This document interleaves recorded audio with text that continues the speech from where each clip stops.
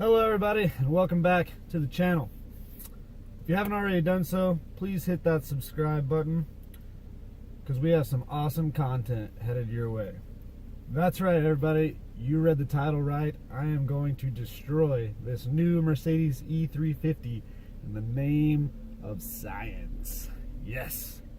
What I'm going to do to this car is disassemble the car to the bare structure, and we're going to mount it to what's called a G-sled.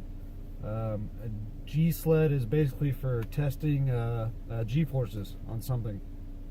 A previous G-sled video will play at the end of this video that we did at the beginning of the year on a Dodge minivan.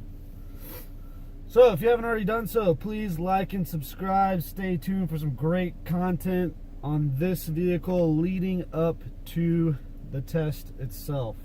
Be a whole build series. It should be a lot of fun. Super excited about this one. Catch you guys in the next video.